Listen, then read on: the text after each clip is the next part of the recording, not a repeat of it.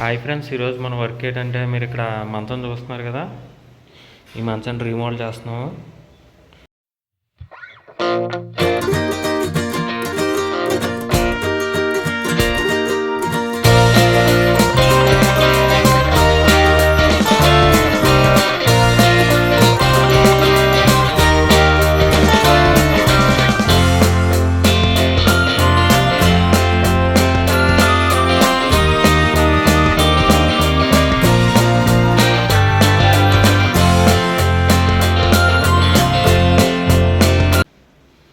చూసారు కదా, మంచం మొత్తం ఈ విధంగా ఉంది.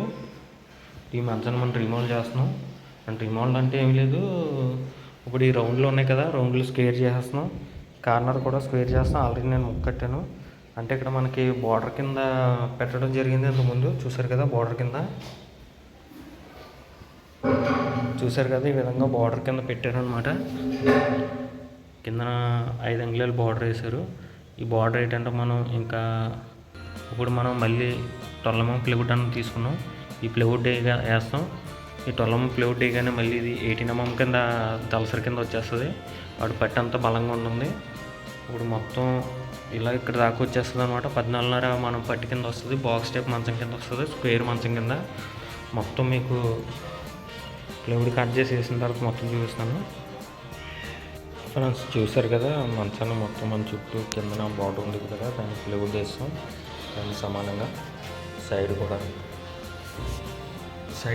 చూసారు కదా, ప్లైవుడ్ వేస్తాం. పైన చిన్న బాక్స్ అన్నది కట్టాం.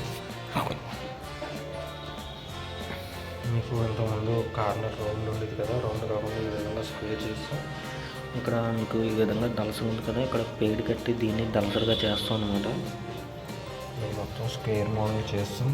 మొత్తం ఫ్రంట్ నుండి మీకు అది ఈ విధంగా కనిపిస్తుంది. మీకు ఇప్పుడు కాదు కానీ మొత్తం సన్మై కనిపిస్తున్న తర్వాత లుక్ అన్నది మొత్తం మారిపోతుంది. బాక్స్లో ఏంటంటే సెల్ ఫోన్లు, చిన్న ఐటమ్స్ ఏమన్నా పెట్టుకోవడం గురించి ఆ విధంగా చేయమన్నారో ఆ విధంగా చేసాం అనమాట. ఓకే, మొత్తం ఈ విధంగా ఉంది.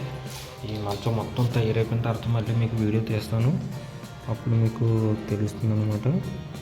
Okay friends.